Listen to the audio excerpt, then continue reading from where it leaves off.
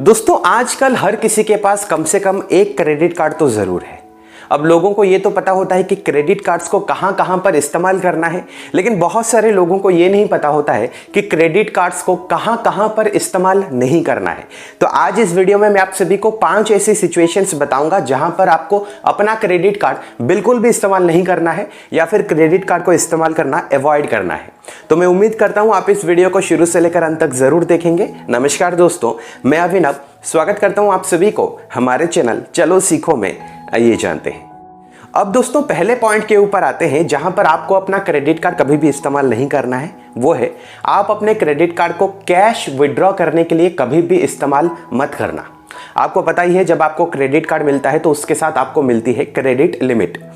जितने की लिमिट आपको मिली हुई है उसका 20% से लेकर 40% आपको कैश लिमिट मिल जाती है। मान लो आपको क्रेडिट लिमिट मिली है 1 लाख रुपए की, तो आपको 20,000 से लेकर 40,000 के बीच कैश लिमिट मिल जाती है। यानी कि आप कैश विड्रॉ कर सकते हो और बाकी की जो भी लिमिट है वो आप ट्रांजेक्शन में यूटिलाइज कर सकते हो। 20% से लेकर 40% में इसलिए कह रहा हूं क्योंकि हर एक बैंक अलग अलग कैश लिमिट प्रोवाइड करता है। तो यूजुअली 20% से लेकर 40% के बीच ही ये होता है। आप कभी भी ये जो कैश लिमिट है इससे कैश को विड्रॉ मत करना। अगर आप ऐसा करोगे तो आपके ऊपर चार्जेस लगते हैं। 2 अलग अलग प्रकार के चार्जेस आपके ऊपर लगते हैं। एक है कैश एडवांस फी और एक है फाइनेंस चार्ज। कैश एडवांस फी प्रोसेसिंग फी की तरह ही होती है, यानी कि अगर आप अपने क्रेडिट कार्ड की मदद से एटीएम में जाकर पैसे विड्रॉ करते हो तो विड्रॉन अमाउंट का, यानी कि जो भी अमाउंट आपने विड्रॉ किया है उस अमाउंट का 2.5% से लेकर 5% आपको प्रोसेसिंग फी में देनी पड़ती है, जो है कैश एडवांस फी। और क्रेडिट कार्ड्स मिनिमम 300 रुपए से लेकर 500 रुपए चार्ज करते हैं जब आप कैश विड्रॉ करते हो, depending on the credit card you are using. और दूसरा जो चार्ज है वो है फाइनेंस चार्ज। फाइनेंस चार्ज का मतलब क्या होता है? जो इंटरेस्ट रेट आपके ऊपर लगता है। यानी कि जिस दिन आपने एटीएम में जाकर क्रेडिट कार्ड की मदद से पैसे विड्रॉ किए हैं उस दिन से लेकर जब तक आपका जो स्टेटमेंट है वो जनरेट नहीं हो रहा है और जब तक आपने वो पैसे रीपे नहीं किए हैं तब तक आपके ऊपर फाइनेंस चार्ज लगता रहता है। और ये नॉर्मली इंटरेस्ट रेट होता है। ये इंटरेस्ट रेट 2.5% से लेकर 3.5% पर मंथ होता है जब तक आपने रीपेमेंट नहीं किया है। तो अगर आप क्रेडिट कार्ड की मदद से पैसे विड्रॉ कर रहे हो तो आप फाइनेंस चार्ज देते देते और कैश एडवांस फी देते देते थक जाओगे। तो कभी भी क्रेडिट कार्ड की मदद से आप कैश विड्रॉ मत करना। अब दूसरे पॉइंट के ऊपर आते हैं। आप कभी भी अपने क्रेडिट कार्ड को किसी भी पेट्रोल पंप में जाकर इस्तेमाल मत करना अनटिल एंड अनलेस आपके पास कोई फ्यूल कार्ड है। अब आप सभी को को ब्रांडेड कार्ड्स के बारे में तो पता है, यानी कि 2 अलग अलग ब्रांड्स आपस में मिलकर टाई अप करते हैं। जैसे फॉर एग्जांपल अगर आप सभी को ट्रैवल पसंद है तो मेक माई ट्रिप ने आईसीआईसीआई बैंक के साथ मिलकर टाई अप किया है और ये लोग आपको प्रोवाइड कर रहे हैं आईसीआईसीआई बैंक मेक माई ट्रिप क्रेडिट कार्ड। उसी तरीके से जब एक क्रेडिट कार्ड कंपनी या फिर एक बैंक ऑयल कंपनी के साथ मिलकर टाई अप करते हैं तो ये आपको प्रोवाइड करते हैं फ्यूल कार्ड्स। फ्यूल कार्ड्स में आपको बेनिफिट्स मिल जाते हैं जब आप पेट्रोल पंप में जाकर इनका इस्तेमाल करोगे। तो अगर आपके पास फ्यूल कार्ड्स है तभी आपको बेनिफिट्स मिलते हैं और आप पेट्रोल पंप में इस्तेमाल कर सकते हो। लेकिन अगर आपके पास फ्यूल कार्ड नहीं है तो कभी भी आप पेट्रोल पंप में क्रेडिट कार्ड का इस्तेमाल मत करना या फिर क्रेडिट कार्ड को इस्तेमाल करना अवॉइड करना। बिकॉज होता क्या है कि आपको सर्विस फी देनी पड़ती है। मान लो आपने 4,000 रुपए का पेट्रोल भरवाया है तो आपको 1%, जनरली ये 1% होता है, तो आपको 1% यहां पर सर्विस फी देनी पड़ती है, यानी कि 40 रुपए आपको एक्स्ट्रा देना पड़ेगा। साथ ही साथ इसके ऊपर जीएसटी आपको पे करना पड़ेगा जो 18% होता है, यानी कि ये 7 रुपए 20 पैसे होते हैं। अब आप बोलोगे क्रेडिट कार्ड हमें फ्यूल सरचार्ज वेवर भी प्रोवाइड करते हैं जो 1% का होता है। जी बिल्कुल सही है, ये वापस आपके पास आ जाते हैं फ्यूल सरचार्ज वेवर में। लेकिन जो आपने जीएसटी पे किया है 18%, यानी कि 7 रुपए 20 पैसे, ये वापस नहीं आता है। तो इसलिए ध्यान में रखना जीएसटी जो है वो नॉन रिफंडेबल है। अब तीसरे पॉइंट के ऊपर आते हैं, वो है आईआरसीटीसी बुकिंग। अगर आप आईआरसीटीसी में टिकट बुक कर रहे हो तो वहां पर आप हमेशा अवॉइड करें क्रेडिट कार्ड का इस्तेमाल करना।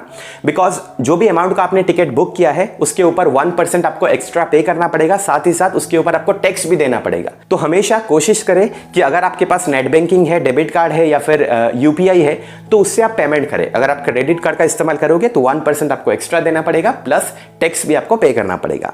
अब चौथे पॉइंट के ऊपर आते हैं, वो है वॉलेट रिलोड। आपको पता है भारत में बहुत सारे ऑथेंटिक वॉलेट्स है, पॉपुलर वॉलेट्स है। मैं आपको फेक वॉलेट्स के बारे में नहीं बता रहा हूं, मैं आपको ऑथेंटिक वॉलेट्स के बारे में बता रहा हूं। जैसे फॉर एग्जांपल गूगल पे है, फोन पे है, फ्री चार्ज है, मोबीक्विक है, पेज़ैप है, पेटीएम है। तो यहां पर नॉर्मली लोग क्या करते हैं, टॉप अप करते हैं। यानी कि वो जो पेटीएम वॉलेट है या फिर फोन पे वॉलेट है वहां पर वो टॉपअप करते हैं। बट यहां पर आप कभी भी क्रेडिट कार्ड का इस्तेमाल मत करना, बिकॉज क्रेडिट कार्ड की मदद से अगर आप टॉपअप करते हो तो आपको 2% से 3% एक्स्ट्रा फी पे करनी पड़ेगी। इसके ऊपर आपको जीएसटी भी पे करना पड़ेगा। तो 2% से 3% ये जो अमाउंट है ये ज्यादा होता है। तो हमेशा कोशिश करें, अगर आप वॉलेट रिलोड कर रहे हो तो नेट बैंकिंग की मदद से या फिर डेबिट कार्ड की मदद से या फिर यूपीआई की मदद से ही आप रिलोड करें। अब आखिरी पॉइंट के ऊपर आते हैं, आप कभी भी अपने क्रेडिट कार्ड को बैलेंस ट्रांसफर के लिए इस्तेमाल मत करना। बैलेंस ट्रांसफर का मतलब क्या होता है? नॉर्मली लोगों के पास मल्टीपल क्रेडिट कार्ड्स होते हैं। तो लोग क्या करते हैं, मान लो एक क्रेडिट कार्ड में ड्यू डेट पास आ चुकी है, यानी कि स्टेटमेंट जनरेट हो चुका है, तो वो लोग क्या करते हैं, दूसरे वाले क्रेडिट कार्ड से उसका बिल जो है वो पे कर देते हैं। यानी कि एक क्रेडिट कार्ड से दूसरे क्रेडिट कार्ड को वो बिल ट्रांसफर कर रहे हैं या फिर पेमेंट कर रहे हैं, पैसे ट्रांसफर कर रहे हैं। ये होता है बैलेंस ट्रांसफर। ये आप कभी भी मत करना, इससे आपको दो बहुत ही बड़े नुकसान होने वाले हैं। सबसे पहला, आप डेट ट्रैप में फंसते जाओगे, कर्ज के जाल में आप फंसते जाओगे, ये बहुत बड़ा नुकसान आपका होगा। दूसरा जो नुकसान है वो क्या है कि आपको बैलेंस ट्रांसफर फी भी पे करनी पड़ेगी। बैलेंस ट्रांसफर फी दो अलग अलग फीस में डिवाइडेड है।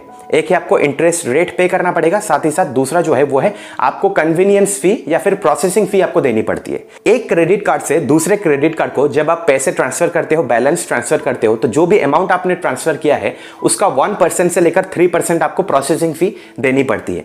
साथ ही साथ जो भी अमाउंट आपने ट्रांसफर किया है ना, आपको ऑप्शन मिल जाता है उसे ईएमआई में कन्वर्ट करने के लिए। तो बेसिकली उसके ऊपर भी इंटरेस्ट रेट लगता है जो 1% से 3% होता है। तो इसलिए आप कोशिश करें ये जो बैलेंस ट्रांसफर मेथड है इसको आप अपने से दूर ही रखें, क्योंकि ये बहुत गलत होता है। डेट ट्रैप में आप फंसते जाते हो।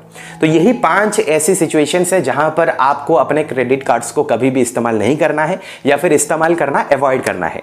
मैं उम्मीद करता हूं आपको इस वीडियो से क्रेडिट कार्ड्स के बारे में कुछ ना कुछ जानकारी जरूर मिली है। अगर आपको ये वीडियो पसंद आई है, इस वीडियो को आप लाइक करें और अपने दोस्तों के साथ ज्यादा से ज्यादा शेयर जरूर करें। अगर आपको फाइनेंस से रिलेटेड, अर्निंग से रिलेटेड वीडियोस देखना पसंद है तो आप हमारे चैनल को जरूर सब्सक्राइब करें, क्योंकि मैं ऐसे ही इंटरेस्टिंग वीडियोस आप सभी के सामने लाता रहता हूं। अगर आपको कोई इंटरेस्टिंग टॉपिक चाहिए, नीचे कमेंट सेक्शन पे जरूर बताएगा, मैं उसके ऊपर जरूर एक वीडियो बनाऊंगा। मिलता हूं अगले वीडियो में एक और इंटरेस्टिंग टॉपिक के साथ। फिलहाल के लिए वीडियो में इतना ही। देखने के लिए बहुत बहुत शुक्रिया।